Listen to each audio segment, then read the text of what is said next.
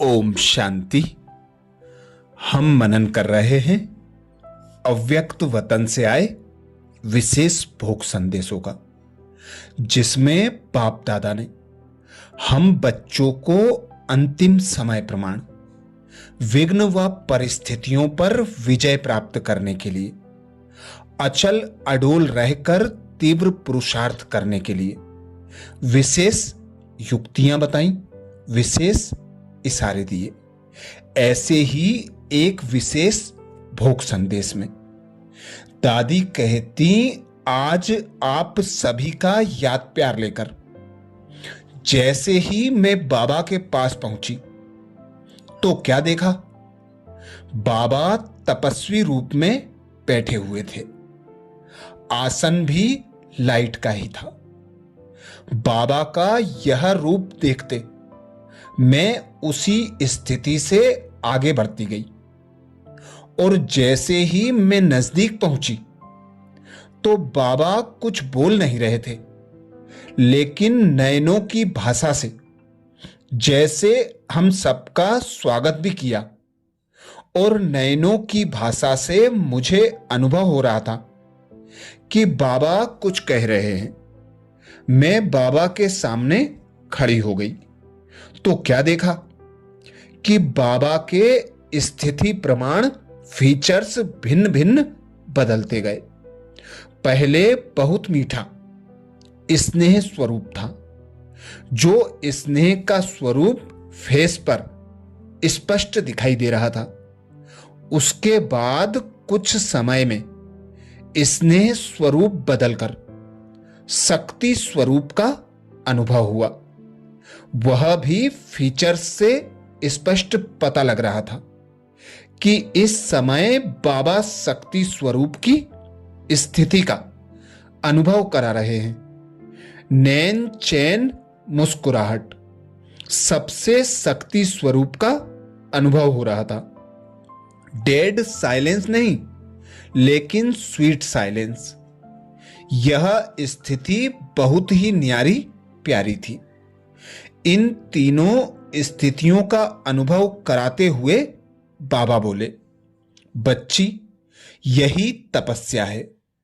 एक सेकेंड में इन भिन्न भिन्न स्थितियों का अनुभव करने से सहज ऊपर की ऊंची स्टेज पर पहुंच जाएंगे। सबसे पहली स्टेज बाप के स्नेह का सर्व संबंध से अनुभव करना है। तब ही लास्ट स्वीट साइलेंस की स्टेज पर पहुंच सकेंगे, क्योंकि स्नेह नहीं तो शक्ति के प्राप्ति की अनुभूति नहीं कर सकेंगे। जब शक्ति रूप बनेंगे तब ही स्वीट साइलेंस स्थिति में सहज स्थित हो सकेंगे।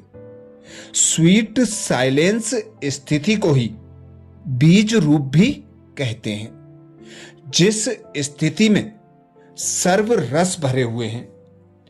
डेड साइलेंस में कोई सर्व रस का अनुभव नहीं होता, लेकिन स्वीट साइलेंस में सब समाया हुआ रहता है। जैसे बीज में सब समाया हुआ है। अपने को बाप समान ऊंचे ते ऊंची स्थिति में हूं, ऐसे अनुभव करेंगे। इसी प्रमाण बाप दादा ने तपस्या का तीनों स्थितियों का प्रैक्टिकल स्वरूप दिखाया और कहा कि चलते फिरते इन तीनों स्टेज का अनुभव कर सकते हो। जिस समय बुद्धि फ्री है तो स्वीट साइलेंस के रूप में चले जाओ, और जिस समय ऐसा कोई विशेष कार्य सामने आता है तो शक्ति रूप बन कार्य में तत्पर रहो, और जिस समय बुद्धि बिजिए तो बाप के स्नेह स्वरूप में समाते कार्य करते चलो। डबल लाइट का अनुभव करेंगे और सहज ही लाइट स्टेज स्वीट साइलेंस तक पहुंच जाएंगे। फिर बाबा ने पूछा कि क्या समाचार लाई हो। मैंने कहा, बाबा आज कल विशेष तपस्या चल रही है। बाबा ने 2-3 बार प्रश्न पूछा कि क्या तपस्या में बैठे हैं। मैंने कहा हां। बाबा बोले, तपस्या में बैठे हैं या मौज मना रहे हैं? क्योंकि तपस्या अर्थात मौज मनाना, भट्टी अर्थात शीतलता का अनुभव करना। इसके बाद बाबा को दूसरा समाचार सुनाया। आप सबको मालूम हो कि आबू में ही निकट में एक साल गांव है। वहां 23 एकड़ जमीन के 23 एकड़ जमीन बाबा के बच्चों ने ली है। उसके संबंध में वहां का प्लान भी बाबा को सुनाया। समाचार सुनकर बाबा बोले, जो प्लान बना रहे हैं वह अच्छा है।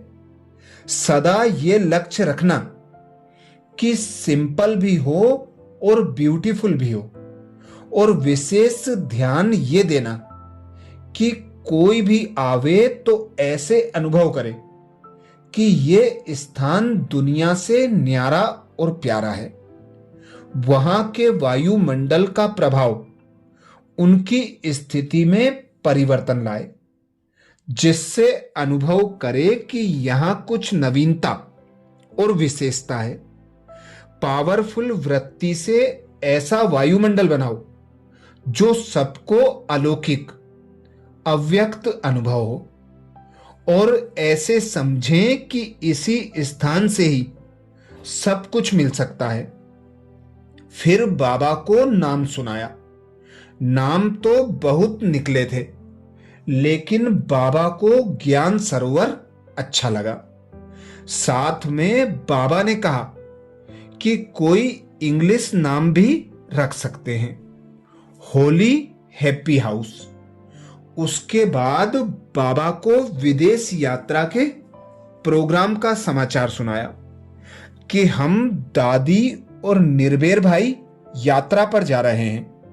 बाबा मुस्कुराए और कहा, क्या तपस्या वर्ष में इतने सब विदेश यात्रा के प्रोग्राम बना लिए? हम मुस्कुराते रहे।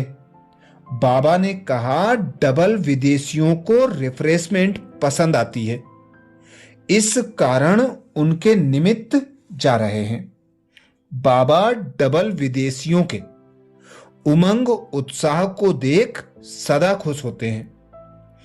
उन्हों के उमंग उत्साह के पंखों ने आप सबको प्लेन की यात्रा तक पहुंचा दिया, इसलिए उन्हों के उमंग उत्साह को बढ़ाना आवश्यक है।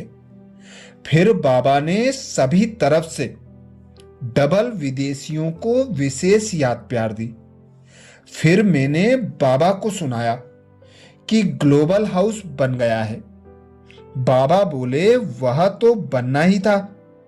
ये भवन बहुत सेवा करेगा। अभी तक कुछ लोग समझते हैं कि इन्हों की यूनिवर्सल सेवा नहीं है, लेकिन सेवा अच्छी है।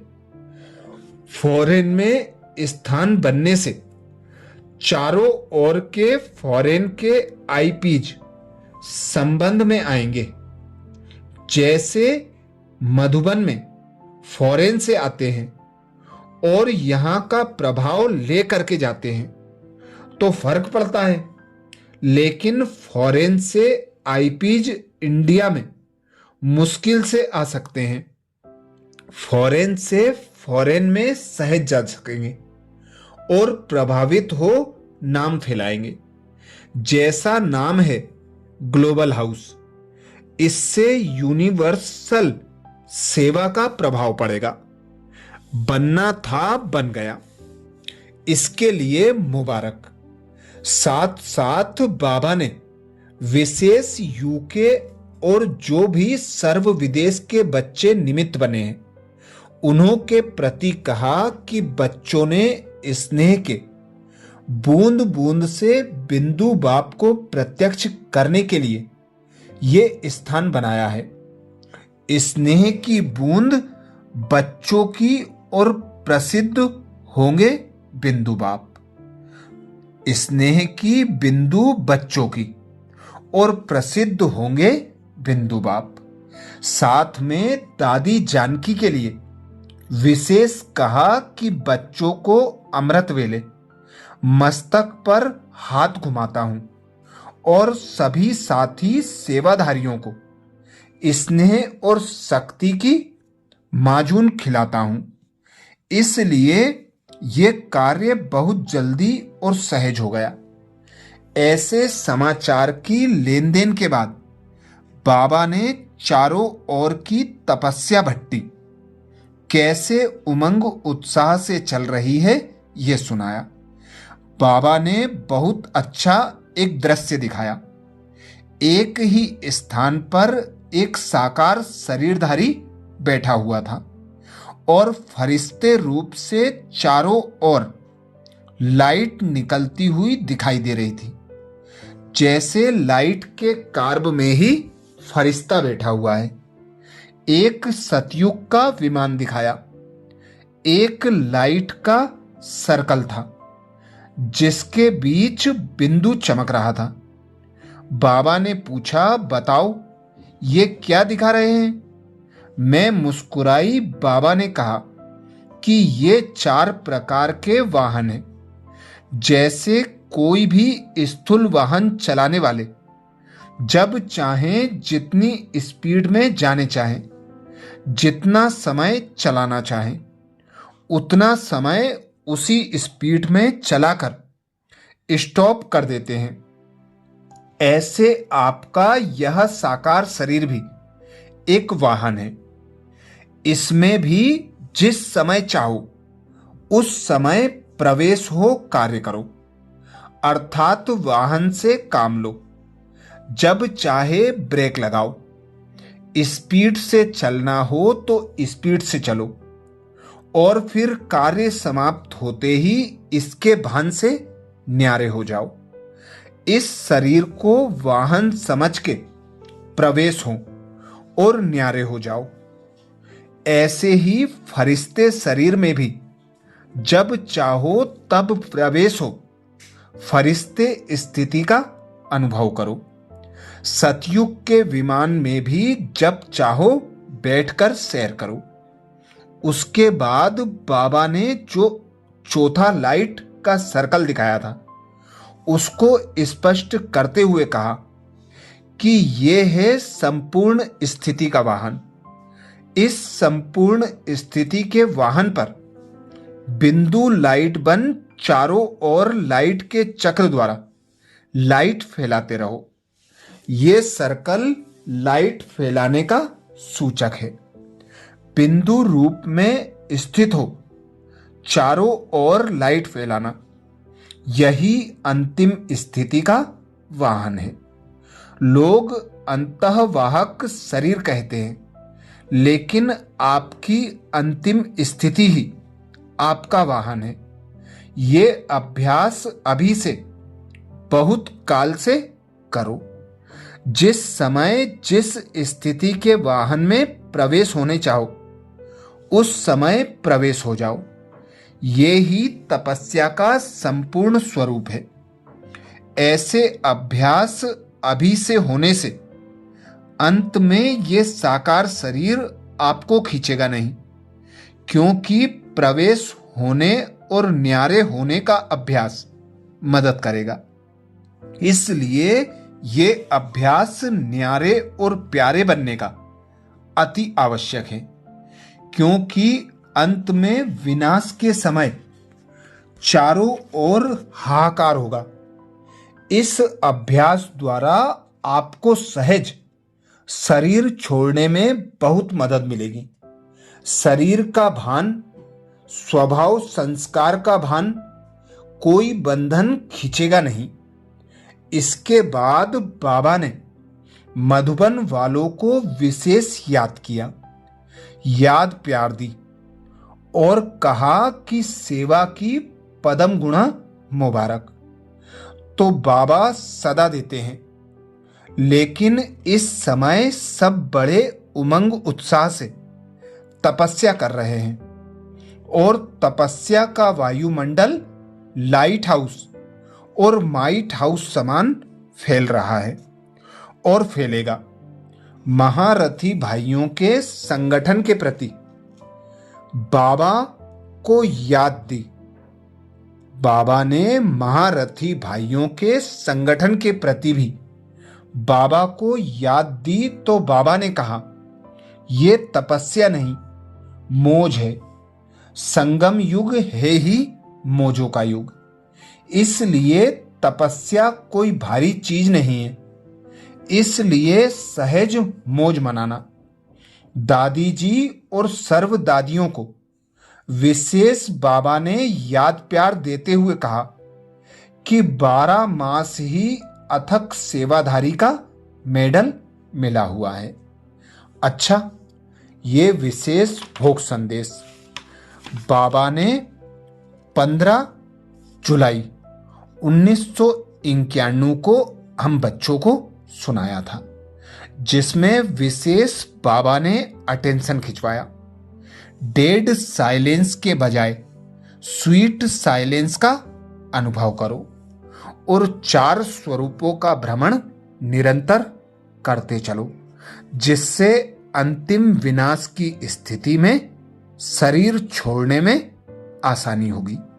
अच्छा, ऐसे ही और विशेष भोग संदेशों के लिए बाबा के चैनल को सब्सक्राइब करें। वीडियो को ज्यादा से ज्यादा बीके भाई बहनों को शेयर करने की सेवा जरूर करें। ओम शांति।